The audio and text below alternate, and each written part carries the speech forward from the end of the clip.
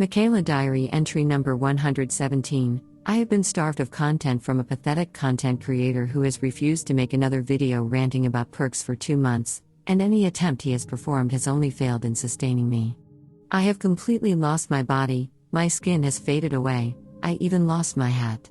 Even through all of this, I suspect my ungrateful servant is hard at work creating something to sustain me. I know this is a Shadal deck and everything, but what if I were to replace them all with man-eater bugs? This idiot is going to be the death of me. Throughout my time making videos on Dead by Daylight, I have catalogued a decent number of perks for why no one uses. And although I enjoy making videos for that series, I have begun to realize that it realistically can't be done all the time. Behavior, as much as I enjoy mocking them for their balance decisions, have actually been on a decent streak with perk balance, and realistically, some perks just don't need changes. If I were to continue making videos for the Why No One Uses series, it would just quickly degrade into the perk is fine, it's just better alternatives, poor balance, or players are just being petty. It's not the end of Why No One Uses, however, as there are still a decent number of stinkers of perks to talk about, but I more so want to resolve a problem that has arisen from my creation of the series, and that is how people view my outlook on perks. Realistically, I actually really care about most of the perks in the game. I almost always develop new build paths that are unconventional, just for varied forms of play.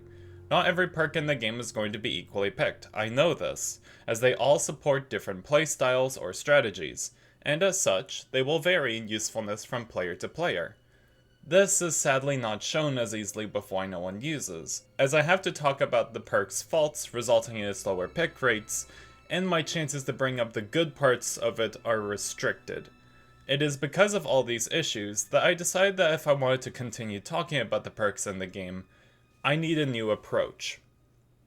And this is where this series comes into play. The chapter deep dives are focused on looking at the many chapters that arrive to the game as a whole, exploring the great, the miserable, and most importantly, the influences that they had. Believe it or not, but a decent number of perks have actually had a history of being meta-relevant or having rogue status for different playstyles throughout their lives, but most people tend to forget about that and hyperfixate on the 4 meta perks of the year. The same thing can be said about the killers that arrive with the chapters, as players' perspectives shift as these parts age, and forget how interesting that they were before. So what better chapter to show off my new direction for my channel than of course the chapter that made me finally decide to play Dead by Daylight. That being, Silent Hill. In my restless dreams, or so says the ramblings of a madman, Silent Hill as a series is one that many hold very close to their hearts. Unlike other horror games at the time, Silent Hill explored psychological horror and dark themes, yet at the same time explored them with a sense of dignity. The series was smart enough to place cheesy moments where it worked, but made sure to treat the more nuanced topics with respect. And this would result in the first 4 titles being mostly occult classics. With the exception of The Room, which was more experimental and rushed compared to its previous titles. Silent Hill 1, 2, and 3 were strong fan favorites, and so Behavior clearly wanted to show off the best parts of each title. The Silent Hill chapter arrived with the map Midwich Elementary, which represented Silent Hill. The killer was Pyramid Head, which, as expected, represents Silent Hill 2, and lastly, the survivor Cheryl Mason, being the representative for Silent Hill 3. When the chapter first came out, most found it to be a resounding success, not only since it was the 4th year anniversary chapter, but more importantly, because Behavior managed to actually get Silent Hill. Konami had practically locked the IP in their basement at the time, with the cancellation of PT in 2014, and the last few games being poorly handled by outside developers. It was only announced recently that Konami was attempting a complete revival of the series, clearly to raise money for their pachinko marketing strategy. All jokes aside, this was a very big chapter for Behavior at the time, as it now raised the question that if Behavior could actually fetch a series as well hidden as Silent Hill, what other IP could Dead by Daylight get? Now the chapter is starting to grow old in the game, and all the elements of it have seen at least some changes from its inception, but how has it influenced the game? I will be utilizing its scale to show off the interesting elements the chapter provided. This will be beneficial for newer players, who are curious of what the chapter provides, but also shows off how important the chapter was for the base game. It will use 4 forms of measure, these being strength, consistency, versatility, and player difficulty, and these all reflect the perks provided, along with the killer. Let's start this journey through the chapter of Silent Hill with what has always interested me the most, that being the perks.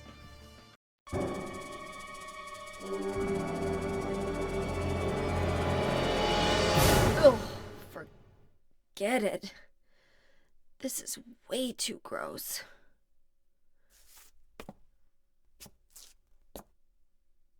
Who would even think of doing something so disgusting? I guess I really don't care. I will start with Cheryl's first, as these are the perks that raised the most intrigue at the time, but also because I'm just biased, and I like Cheryl, so deal with it.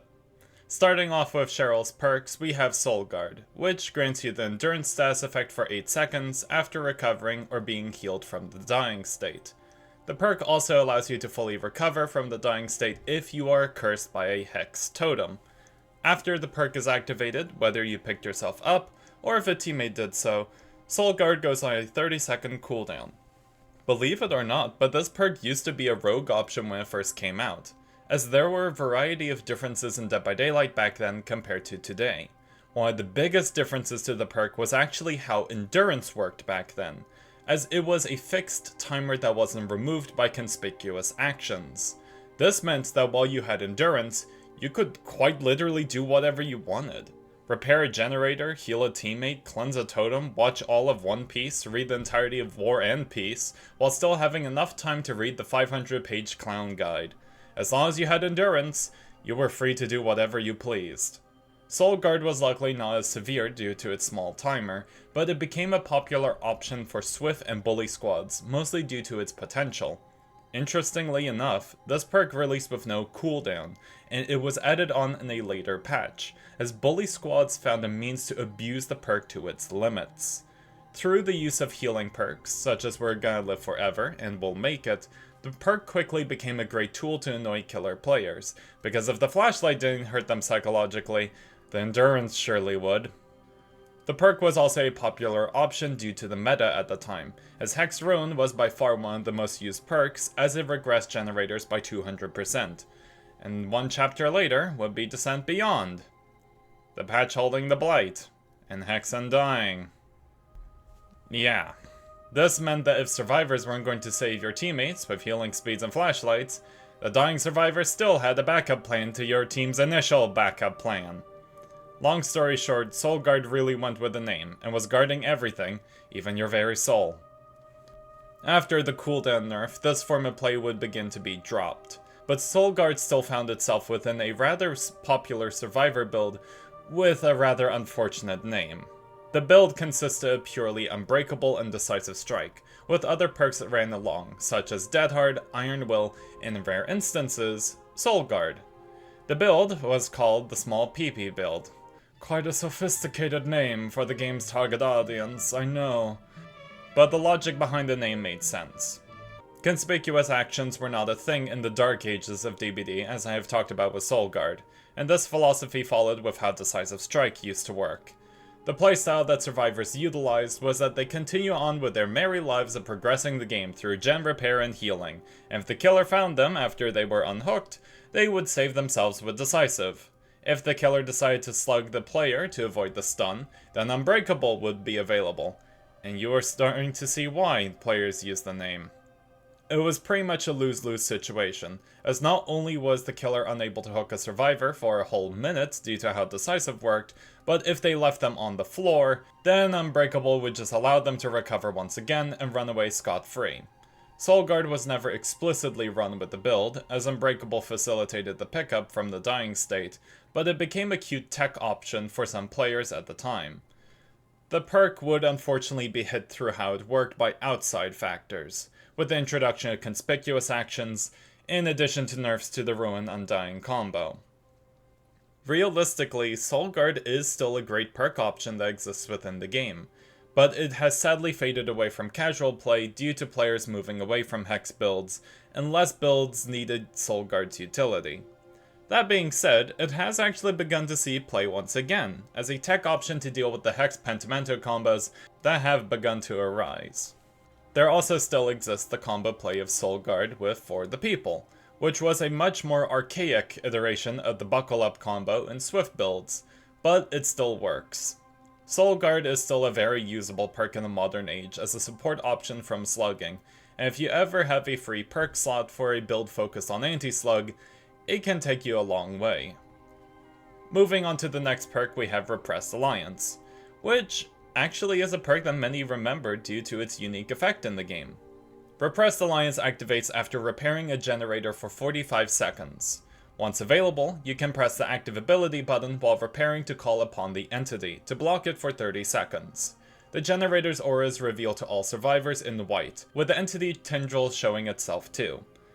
Initially, when the perk came out, there was a healthy amount of discussion from players on the practical use for the perk, as from a first glance, it seems pretty useless.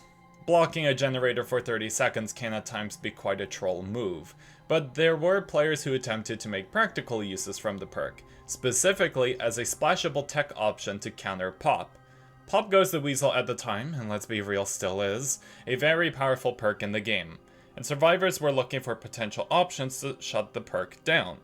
Repressed Alliance was raised at the time as a potential form to disrupt it, and with the upcoming nerf to its timer to make it 45 seconds, the potential was raised even further. Unfortunately, the perk never reached any high levels of counterplay for Pop, but it still had its relevancy as a niche tech choice, especially with the introduction of two particular perks.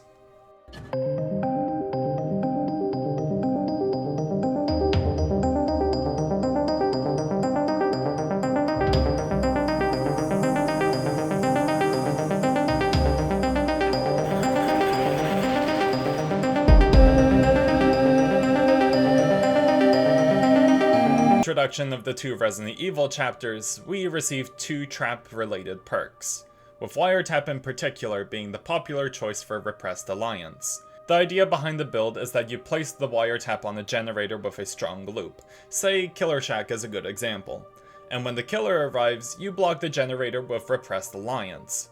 With the generator being blocked, you have 30 seconds of uninterrupted wall hacks from Wiretap, and if the killer kicks the generator to disrupt it, you can stun them with Blast Mine. It's not a very common build, as the locations to utilize the wall hack are very limited, but when it works, it hits really hard. Outside of those two builds, Repressed Alliance has been rather quiet over the years.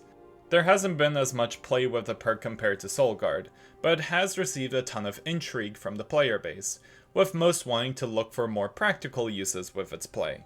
I suspect Behavior will release a perk or two that will combo greatly with it, and who knows, maybe one day it will enter rogue status within the game. Also yes, I know you cannot activate it when another survivor's on the generator. I ran the perk to death every chance I got, and I didn't have any other spot to say it. I'm just saying it now because I am sure someone in the comments will be yelling about that goofy interaction to disrupt troll plays. Also, I know about the popular buff option to remove the effect, and I think it's a cool idea too. Now the last perk, this being Blood Pact, and funnily enough, this is my most favorite perk of the three Cheryl has, and for very specific reasons. While either you or the Obsession are injured, you both see each other's auras.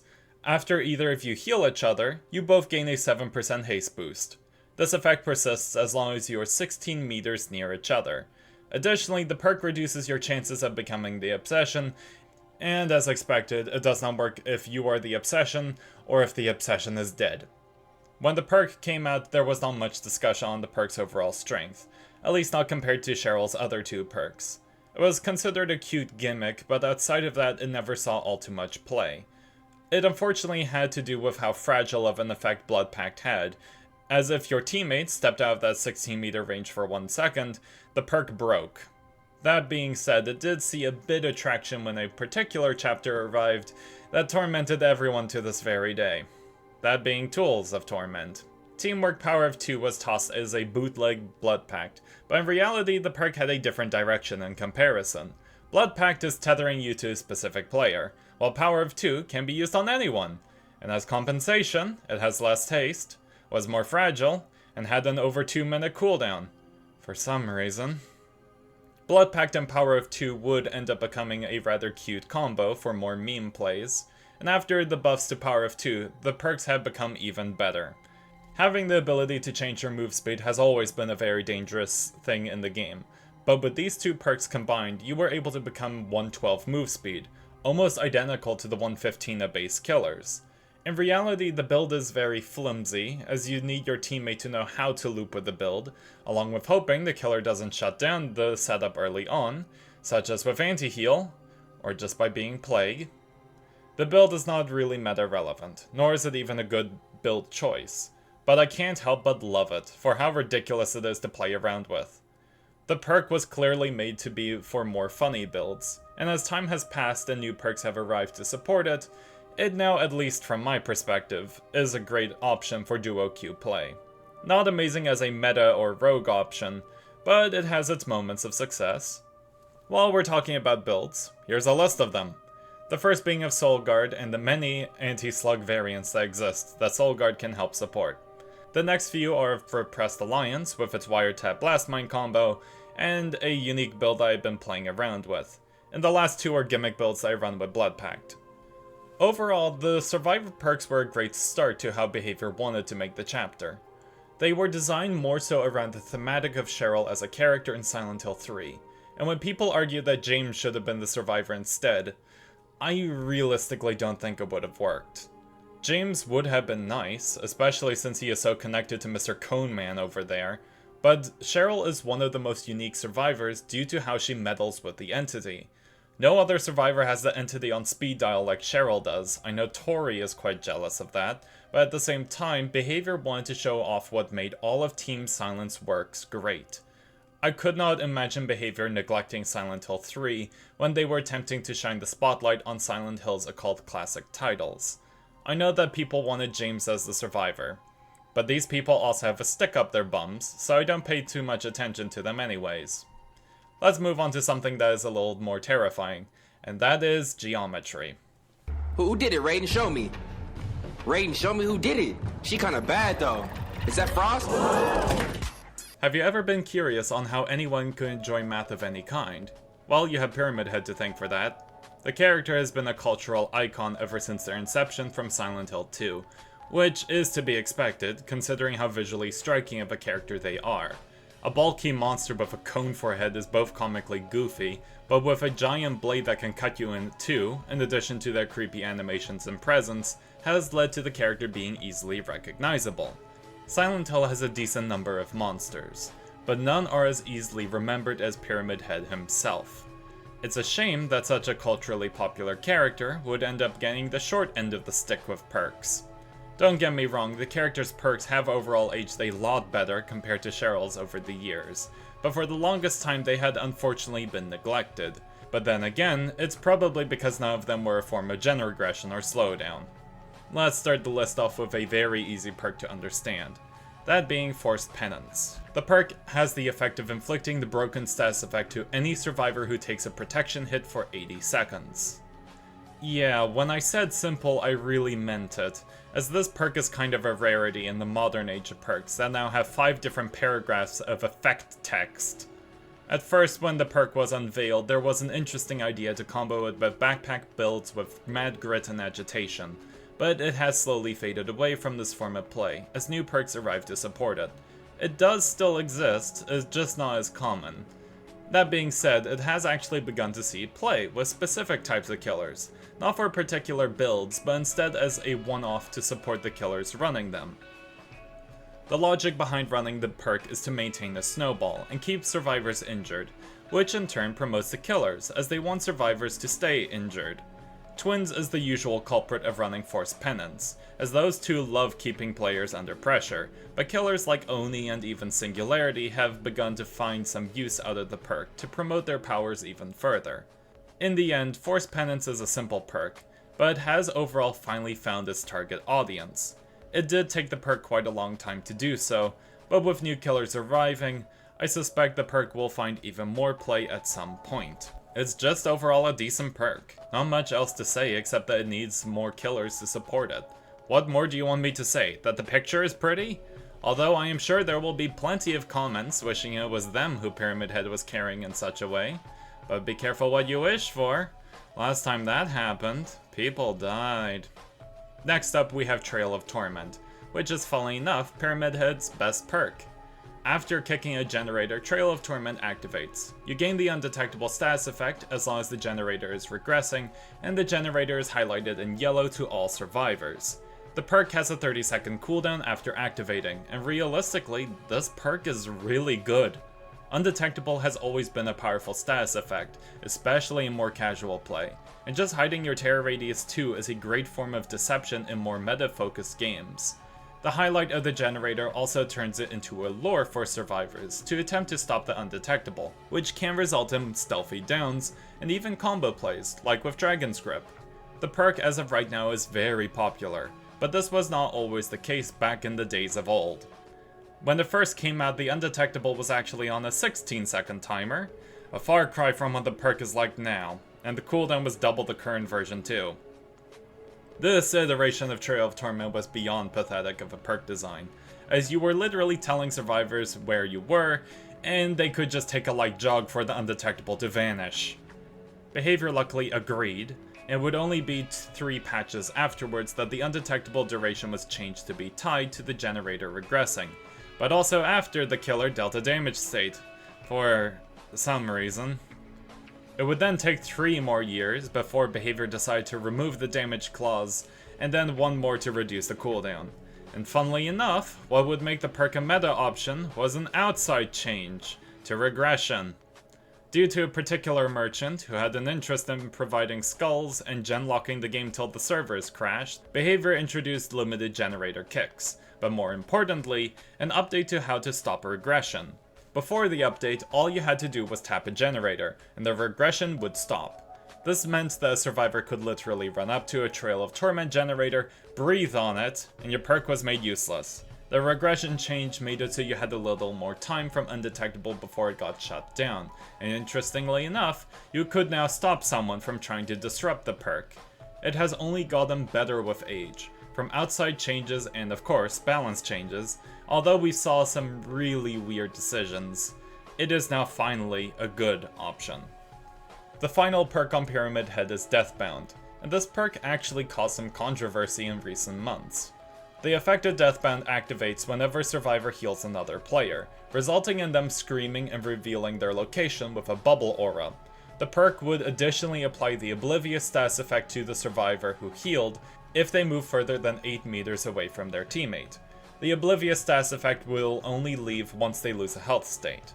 When the perk first came out, it was immediately tossed to the side and left to rot by the community, as there were plenty of restrictions on the perk before the version I just listed out. The launch version of the perk actually had a range limit of 32 meters before activating, and the Oblivious status effect only persisted for 60 seconds. But realistically, the range restriction was the big pain in the perk side. Deathbound was attempting a unique identity as a perk to provide an unconventional form of intel gathering while removing information from players, but the range restriction made that hard to reliably do so. Additionally, aura reading was beginning to grow even better, with new options flooding the game, pun not intended. But even still, screaming was not seen as a reliable form of intel gathering just yet. The perk would then later on get shadow nerfed with the changes to screaming, and then reverted because players realized that was dumb, but that whole discussion is for a different video. The rework to Deathbound actually happened recently, 3 months ago to be specific, and when players read through it, they realized this perk was going to be insanely good. You see, Deathbound had a slightly different removal of the Oblivious effect on the PTB, and it was instead from the affected survivor getting hooked. Oh, okay. I can't take it anymore! This immediately caused many players to react quite negatively to Deathbound, and for very obvious reasons. Hiding the terror radius is already a decent effect for any killer, but being able to pretty much turn it off for the entire trial is ridiculously strong. The worry players had at the time was that the killer would slug survivors down and have the teammates go for pickups, resulting in everyone being unable to hear when the killer showed up. This would have been a major pain, especially when utilized on maps with poor sightlines, such as indoor maps. Interestingly, Oni was one of the few killers who benefited from Deathbound before, as players would need to heal to prevent feeding him blood. So, it made his playstyle of landing hits on unsuspecting players even greater. The perk would quickly get changed on the live patch to drop the Oblivious after a player lost a health state, and it has now begun to quiet down from its 5 minutes of fame, or rather spiteful hatred. It's a shame that not many players have actually made any content, or rather talked much about Deathbound after its changes, because realistically the perk is far greater than it's ever been. Granted, the bar to surpass all Deathbound was lower than players' patience with Skull Merchant's balance, but it still counts. The perk does have builds that can be made to weaponize the stealth aspects of it, and with perks like Ultimate Weapon showing how good screaming could be during the distortion era of the game, Deathbound is slowly getting better. I don't think players have gotten to the point of realizing how decent the perk can be just yet, but who knows, maybe it's a slow burner, like with Force Penance. Now that we finished the last perk, let's mention some builds, because there is a decent amount you can get away with on all of Pyramid Head's perks. All of them can realistically be run alone, with the other 3 perk slots forming some other build, but you can make some unique build paths, with the perks either being a support tool or being the main focus. Force Penance is the best example of this, as realistically, outside of being a support tool for backpack builds, it doesn't really have any other builds it can pair well with. Instead, it stands by itself as something you want to run to reward a particular gameplay strategy, such as perks like Brutal Strength or even Machine Learning. It does make it a little more tough when making builds for, but it does allow flexibility for builds that can be open to using it. Trail of Torment is in the exact same category, but unlike Force Penance, you can easily make a ton of stealth builds or even lure focus builds with the perk. Builds such as the Dragon's Grip combo or even Mass Stealth are great options for the perk, and due to its strength after its multiple changes, it can still be run as a standalone perk too. Deathbound is the only perk that realistically has a lot more trouble, as you do want to pair it with other perks in the game, but more so, you want to pair it with a particular perk. If Deathbound was named Scott Jund, Hysteria would be at Zubat Lel, as these 2 perks are a great combo option with any form of stealth build, with Deathbound inflicting Oblivious to survivors who healed, and Hysteria inflicting Oblivious to all injured survivors after landing a basic attack. It creates an infinite loop of sorts. Players want to heal to disrupt the killer's gameplay flow along with stopping Hysteria, but in doing so starts up Deathbound, and when you get injured, Deathbound ends, but Hysteria starts its torment afterwards. Hysteria also activates on the survivor you just injured too, so now you have extended the Oblivious effect to 30 more seconds. If you ever make a build with Deathbound, you never want to leave Hysteria out of it. Pyramid Head's perks are a bit of an interesting story when you think about it, because unlike Cheryl's who got attention almost immediately and then fell off for some time, Pyramid Heads could only go up. They started with really rough balancing, along with killers who realistically could not capitalize on their effects, but as time has passed and behavior hammered away at their balance, they have overall become more effective tools. I think behavior are overall done with looking into the perks now that they have become stable with balance, but I think that is a good thing. They have now finally found their place, and even something more obscure like Deathbound just needs a little more time to simmer before players realize its potential. With that, all of the perks have been covered, so we are done, right? Well, it would be if this was why no one uses, but this video isn't a part of that series. We got one more thing to talk about. You're going to Brazil! Pyramid Head as a killer is a little tricky to discuss. When he first came out, most players found him to be quite a unique introduction to the game, with his unique cage mechanic and his mid-range secondary fire. It was unique at the time, as it was only Deathslinger, Plague, and Huntress who had projectile attacks, and the only other exceptions being Demogorgon and Nurse, who were the projectiles. I'm also going to be transparent about this part, but I'm not going to go into too much depth over Pyramid Head's power. He has been in the game for over 4 years now, and there are people out there who can do better at explaining it. I am going to just explain the elements of his kit that make him good, and what players have annoyances with. But if you want to just see the ranks I gave the chapter overall, you can skip to this timestamp here. Now, let's continue talking about his range attack. Pyramid Head was able to separate himself from the cast with a smaller range, but the ability to hit through walls and hurt multiple targets, which resulted in his most popular build options being aura reading. The range attack was by far the most mechanically interesting part of his kit, and on the PTB, through till patch 4.3.0, he was quite smooth to play. Behavior would end up nerfing the character, with reducing the speed of cancelling the power, as realistically it was unfair that he could fake going for power and just M1 for free. It sadly made him feel more janky to play. But then again, that is what most Silent Hill fans want, so who knows, maybe behavior were just appeasing the fanbase. Along with the range attacks were his cages, and this is the part of his kit that has resulted in his strength over the years. As more and more killers arrive with similar range attacks to the Pyramid Head, you would expect he would fall out of strength. But the cage is the one thing that allows him to stay strong, and that is because Pyramid Head can hypertunnel unlike anyone else. We all complained about Wesker when he still had the 8% slowdown on infection, but Pyramid Head since his release has been dodging decisive strikes and borrowed time effects like Neo from the Matrix. If the Pyramid Head player is smart enough to know the cage spawn locations and interrupt the rescue, he can pretty much get 2 hook states on a target for free. Oh, my mistake, I meant 1. Regardless, the Pyramid Head player also has the option of holding the Torment on a survivor, and just hooking players, as the only way to remove Torment is by unhooking a caged target. This means that if the player is tormented and he never sends you to the cage, he is going to get a free Mori. This is by far one of the strongest effects in the game, as it allows him to save time from looking for hooks, or even just deleting a survivor because he felt like it. What is even worse is that Behavior came up with the smart idea of applying Torment with a range attack, and that never made it to live.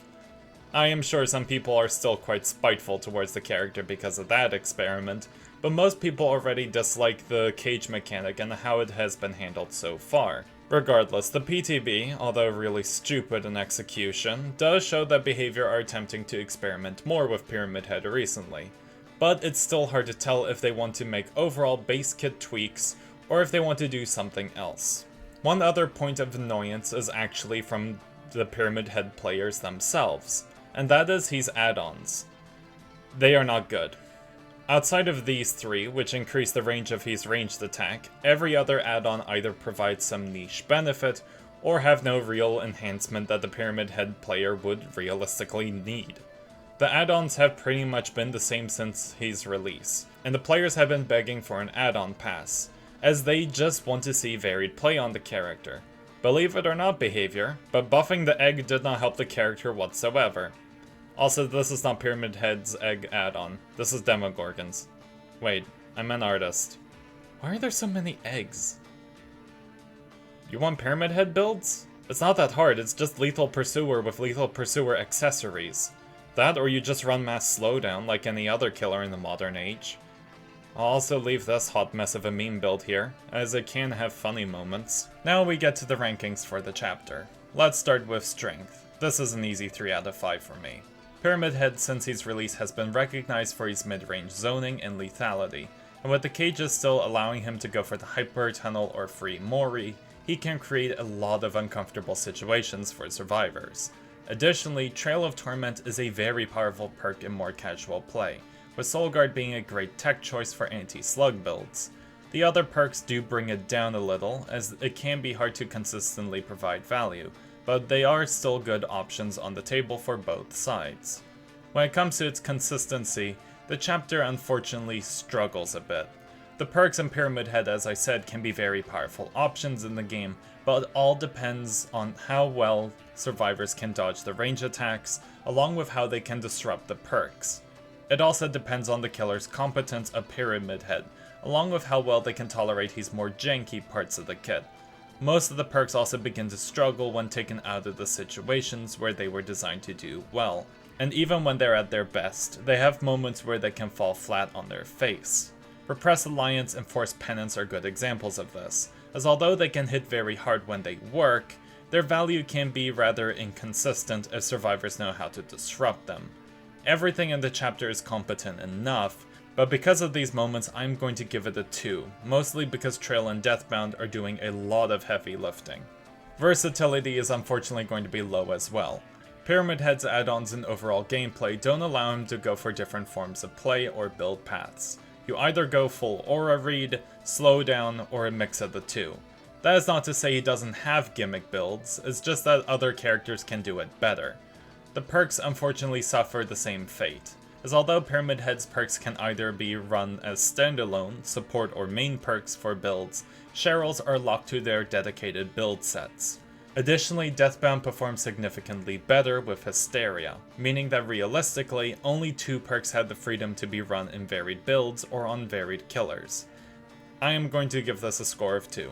The difficulty is actually going to be the highest score. This scale will probably be a little confusing to understand, but to break it down, I'm looking at it for a new player perspective, and as a chapter for a new player, there is not a lot to look forward to. The chapter's perks are very difficult to make value from, as they are more focused on nuance and gameplay knowledge, and for a new player it will be difficult to grasp immediately. Trail is by far the nicest perk for a new player, as it is both easy to know when it works and is fun to run, but everything else is extremely tricky to know when it is working, especially Repressed Alliance, as it can troll more times than provide benefits. As for Pyramid Head, he is not technically demanding as someone like Artist or Singularity, nor is he mechanically challenging as Wesker or Houndmaster, but he has a lot of janky elements. For anyone who is not patient enough to work with a jank, or how to aim the ranged attack, it can become very taxing. This is going to be a 4 from me, and with that we are finally done. Silent Hill as a chapter is a very important one for me, as although I never played the games until the Silent Hill 2 remake, I absolutely fell in love with its story and visual design. The rusty aesthetic, along with the more abstract human-monster mind constructs, were a treat to see, and Cheryl as a character is someone who I couldn't help but love. Like her, I felt absolutely confused about my own future, of who I could be as a person, and I don't think I will ever find a complete answer. But like her, I am living in the present, and I like who I am now. It is why I made this video, to be honest. I couldn't really break the perks or the characters down as extensively, except by taking a completely different approach. And I hope you all enjoy my decision on doing that. As I said, I am not done with Why No One Uses just yet. In fact, I have a script in the back burner, but I hope this video will help to subside the wait just a little longer. As always, good luck in your games everyone. You will need it in the new year of 2025.